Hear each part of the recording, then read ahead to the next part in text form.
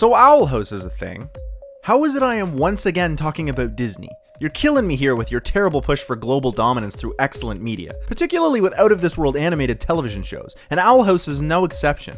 It's everything I love about Gravity Falls, mixed with the romance of Star vs. the Forces of Evil and an intriguing storyline along the lines of Tangled the series. If you look on YouTube, you can definitely feel the hype for this show. It burst onto the scene in 2020, and people have been holding their breath for a second season ever since. Long time to hold your breath, just saying. But now you can finally take a deep breath and let out all the screams of excitement because Owl House's second season is airing right now, which is the summer of 2021. Season 3 has already been given a green light, however it will consist of only 3 44-minute specials and will be the final season of the show. I can't tell if this is because the story was planned that way or if Disney just screwed the pooch, but my bet is the latter.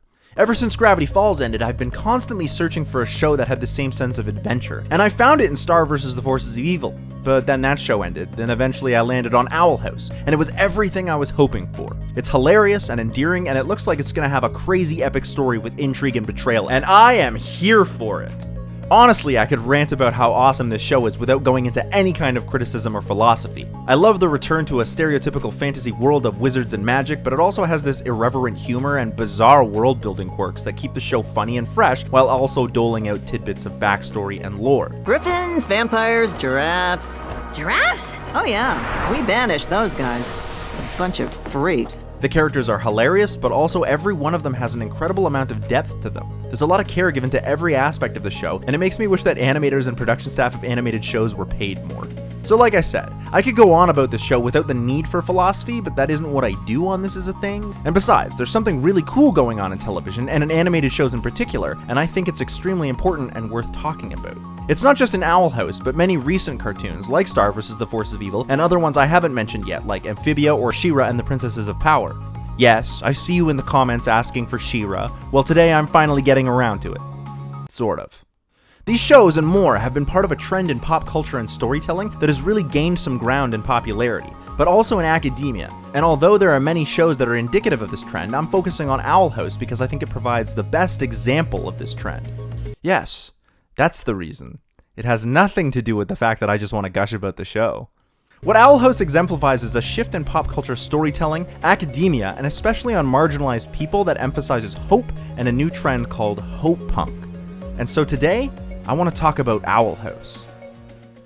Owl House, or The Owl House as it's technically billed as, was created by Dana Terrace. After the end of Gravity Falls, Terrace found herself as the director of the new DuckTales reboot. Once that show had been launched successfully, Terrace began trying to work on something of her own that would allow her to feel more creatively fulfilled. Terrace teamed up with Gravity Falls creator Alex Hirsch as a creative consultant and began conceptualizing what her own show would look like. Initially imagining something darker with more horror elements, she eventually settled on the look and design of the show we have today called Owl House. Along with Hirsch, a lot of the production staff from Gravity Falls works on Owl House, and it's clearly evident in the bizarre creature designs, humor, and the overall look of the show, while it still maintains its own unique voice and story. Spoiler warning, but I'm actually behind on the second season, so chances are you're ahead of me if you've been keeping up. The Owl House follows Luce, a human girl who doesn't fit in with others or have many friends because of her unusual hobbies and interests. While lamenting about being sent to a summer camp that will normalize her, she follows a garbage-stealing owl and winds up accidentally stepping through a portal to an alternate world called the Boiling Isles, where demons, witches, and magic all exist. The owl she followed turns out to be the magic staff of one Edalyn Clawthorne, or Eda the Owl Lady, a powerful witch and wanted criminal who hawks human garbage to unsuspecting suckers in the demon world. Why do they call you the Owl Lady anyway? Cause I'm so wise. Cause she coughs up rat bones! Eda is called the Owl Lady because she is cursed and must use a magic potion to stop herself from transforming into a feral owl creature. Eda, Luce, and Eda's pet demon thing named King form a bond, and Luce stays with Eda and discovers that by using glyphs she is able to perform magic, which is something humans can't do and no one else does magic this way. As Luce learns more magic and more about the Burning Isles, she also discovers that Eda's curse is getting worse and that the Emperor of the Isles and Eda's own sister Lilith are all trying to use her for her magic powers. And that doesn't even cover the end of the first season, so hold on to your butts. Season 2 looks to be even more intriguing as the characters deal with the changes from Season 1, but it also appears that more horror elements and darker themes may be coming. Give me your skin! Ah! But the question remains, what does this have to do with hope? In the last decade and a half, a lot of storytelling in fiction, specifically in science fiction and fantasy, was rather bleak. There was a lot of dystopian narratives in young adult novels, and zombies have permeated video games of all genres. Even on television, darker storytelling was everywhere, from Game of Thrones to The Walking Dead. Oh look, more zombies. These kinds of narratives were categorized by the way they portrayed humans as the source of suffering and general badness in the world. There often weren't traditional good guys, but instead protagonists who accomplished goals that we might root for or follow, but they weren't defined by any true acts of goodness. In The Walking Dead, the most terrible things that occur are caused by humans making other humans suffer. The zombies are a terrible problem, but really the story is about the interactions between humans. These kinds of narratives claim that they're an exploration of human character. In fantasy, this trend began to pick up the name Grimdark, and man, is it exhausting! I'll be the first to admit that these kinds of stories can be great, but they're exceedingly depressing, and I can only handle so much bleakness. But as the real world seemed to become antagonistic and full of political upheaval in the last half of the 2010s, the enthusiasm for this kind of storytelling fell away, and a shift towards a new kind of storytelling trend emerged. In the summer of 2017, American fantasy author Alexandra Rowland tweeted a thought they had about the opposite of Grimdark, which they called HopePunk. What began as the public musings of one author on social media quickly picked up steam as fans and other authors resonated with the idea or feeling that was becoming prominent in the stories that were being written. The term HopePunk started to be applied to other mediums, such as film, television, podcasts, and far beyond. It started to gain momentum and became more of a movement about finding a way out of the darkness, both through storytelling and in the political trends of the time. It was as though by giving it a name, Rowland had given the art world permission to explore hope and happiness in their storytelling, and that includes cartoons. Animated television shows directed at children have always been separate from the larger world of quote-unquote Western adult media. Generally, cartoons are for children and therefore directed at children, generally consisting of self-contained episodes about whatever the problem the characters were dealing with. Cartoons were not generally concerned with overarching plots or even realistic problems. They were usually decent morality plays, or in some cases just hilarious outlandish hijinks and antics. Even cartoons aimed at older children and young adults didn't usually have story arcs beyond an episode or two, and were not concerned with continuity. But that all changed with Avatar: The Last Airbender, or The Legend of Aang if you're in the UK or Europe. But that all changed when the Fire Nation attacked. And since then, there has been a tangible shift in cartoons towards telling overarching stories with more mature themes, to the point that many adults are watching cartoons because they're just plain entertaining. But the other thing that makes cartoons unique as a storytelling form is that even while the stories got darker and the themes more complex, they never lost that sense of hope.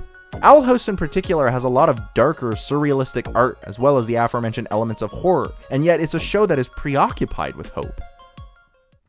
Rowland described HopePunk as distinctly different from another trend in storytelling called Noble Bright. Whereas Noble Bright was concerned with people being benevolent because the rulers they chose were inherently good, like the classic King Arthur kind of story where the king makes the land great because he's great. Basically, special people who are good rulers make the world good by ruling good. In contrast, HopePunk was more about how people are capable of doing terrible things, but often choose not to.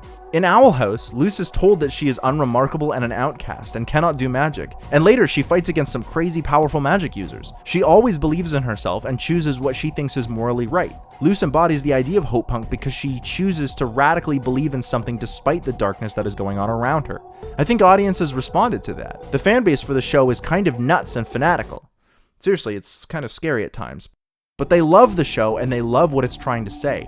Unironically, I might add. HopePunk doesn't have to take place in bright and colorful worlds, but just has to be about this kind of radicalized hope, or what I'm calling the violent caring! Because I like the oxymoronical notion that statement denotes. Because Luce is hopeful, she makes it cool for the characters around her to begin to be hopeful, as we see with both Willow and Gus, but especially with Amity. Amity, as you know, means friendship. What? No. Go back to the Jaws video. Luce's hope makes her popular amongst her peers, and in turn makes audiences understand that hope is powerful, but that caring about something is not just okay, but it's cool. It's cool to care about shit again, and man is it nice to like things and just be accepted for it. As another example, look at how strange Star from Star vs. the Forces of Evil is. She unabashedly loves the cutesy aesthetic she uses in her magic. It's funny and strange, but it's also her own brand of strength. Rainbows and sunshine are what make Star powerful.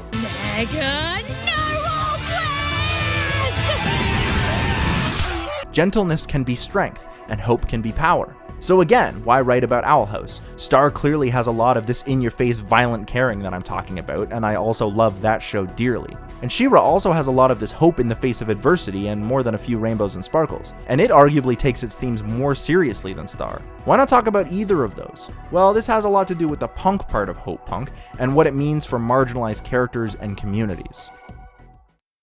What's interesting about the term HopePunk is that in this case, the punk suffix is actually more than just a vague term added to the end of the operative word, as is the case with cyberpunk or steampunk or dieselpunk. In those cases, it could be argued that the term punk attached to the end was because of an aesthetic choice in certain seminal narratives of those genres that had characters dressed in a way that was vaguely similar to the punk rock aesthetic, particularly in the dieselpunk world of Mad Max. Seriously, that is one very unique fashion style they got going on.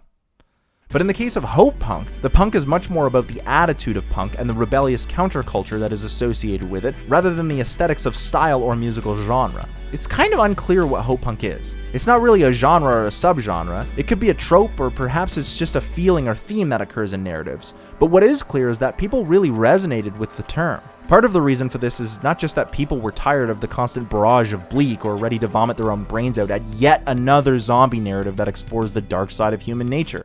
Seriously, make it stop. No, it was because a lot of the work around the concept of hope in academics was and is still being written, and this is becoming more popular with readers and storytellers. And it's basically as punk as you can get.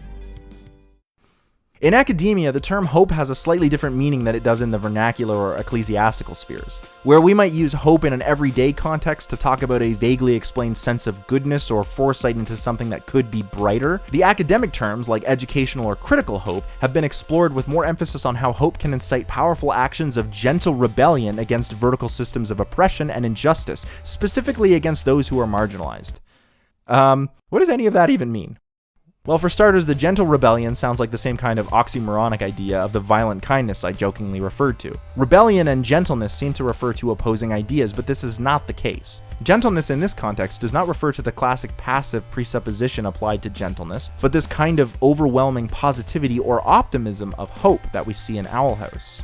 This dope feminist and social philosopher, Judith Butler, talks about hope as a means of rebellion and refers to this kind of gentleness as unprecedented vulnerability. Caring about things that are meaningful requires not passiveness, but an action, and this kind of action will always require courage. The bravery to stand up for what you believe in and remain firm without necessarily and sometimes expressly not resorting to any act of violence requires a remarkable amount of courage. This is the gentle rebellion or violent kindness or HopePunk philosophy. Hope and HopePunk are about weaponizing the act of caring and embracing the vulnerability that comes with deeply caring for something and working towards a brighter future that rights the wrongs of today and seeks to give voice to the powerless. In other words, it's the action that comes from hope. Or in other words, violent kindness! And now we come to the real reason that I chose Owl House over Star or She-Ra. Nothing against those shows, but Owl House does a few things with its characters that expressly make the punk part of HopePunk more about the rebellion of marginalized individuals. So although all three shows are about using hope to overcome the darkness or fighting injustice, Owl House has representation from both a person of color and a non-heteronormative relationship. Gentleness itself can be its own kind of rebellion. While Luce is fighting against Emperor Bellos and attempting to help Gus and Willow against their bullies, she is simply just being herself and accepting who she is. We often see her speaking Spanish to her mother as a Dominican American. Te quiero, mamá. Te lo prometo, regresaré a casa pronto. We also see that Luce and Amity clearly have some kind of relationship going on, and holy shit do I ship the fuck out of that. We also see Luce find a community or found family that she feels comfortable with, and that feel comfortable with her. Hey, what is this? I never understand when you do this. These are not expressly HopePunk in terms of the narrative trajectory, but they are indicative of a gentle rebellion. Found families are important because building a community of like-minded people creates a sense of safety and room to grow, room to hope for a better tomorrow. In the beginning of the show, we see that Luce is a bit of an outcast and is interested in the unusual, so she feels separate. But in the Burning Isles, she finds a group of friends and family that accept her and allow her to become the best she can be. Ida, King, and Hootie are already outsiders and really weird anyway. Extra narratively, we also see the gentle part of HopePunk in the fact that Luce is non-white and Spanish-speaking. This doesn't have any bearing on the plot other than the fact that Luce sometimes speaks Spanish to her mother and uses Spanish phrases for things here and there, but what it does do is give a voice in a popular mainstream show to a very strong Spanish-speaking character who is proud of her heritage. One of the best parts of the show, in my opinion, is how wonderfully awkward Luce and Amity's relationship is. Amity is so flustered by Luce and is so adorable, and I ship this so fucking hard, I don't care if I already said that. And the show doesn't really make a big deal out of the fact that this is a non-heteronormative relationship. In fact, the show plays it out like it would an opposite gender couple, being nervous around each other with Amity giving off hard tsundere vibes. And this is once again a gentle rebellion on the part of the show that's giving a voice and a depiction to those who don't identify as heterosexual. These relationships can be just as sweet and endearing as any other relationship, and depicting them with this kind of normality is a kind of rebellion. It's also worth mentioning that besides Gus and King, all of the protagonists and deuteragonists are female. Even the first two primary antagonists the show presents are female, starting with Amity, who is followed by Lilith. These are little ways of adding gentle rebellion into the narrative, giving a voice to those who are oppressed or marginalized by the systems and powers that be in order to create a brighter tomorrow. And this is HopePunk as fuck. Although its narratives and aesthetics might be rooted in darker themes, Owl House's main characters, and particularly Luce, are always choosing to care and fight for what they believe in, and because of this, the show embodies the trend of HopePunk that is fast becoming pervasive in all narratives and mediums. Owl House acts as a prime example of the values of the academic and rebellious meanings behind hope and punk in HopePunk. Because of how the show embodies the ideals of gentleness as an action against injustice, but also emphasizes that it's cool to care about things, it has become a massive success and has a ridiculously borderline fanatical fanbase, but like in the best way. This show has managed to become one of the most HopePunk stories out there, and this is not in spite of its darker elements, but often because of the way hope shines through them. And that is why Owl House, or The Owl House, has become one of my favorite shows to watch, and why I cannot wait to see what happens in Season 2 and 3. Here are my stray thoughts. I want to be clear that I don't think She-Ra or Star vs. the Force of Evil are not HopePunk or are not as HopePunk, but simply that Owl House represented more aspects of what HopePunk means regarding marginalized voices, and I felt like that was important to talk about. I want to give a huge shout out to Beatriz Hermida Ramos, whose paper on HopePunk in literature was as informative as it was awesome. Check the citation down below if you want to read that. The only other thing I can say is that I ship Luce and Amity so fucking hard, and I will not apologize for repeating it so much because I care about this. And what can I say? It's cool to care about shit again.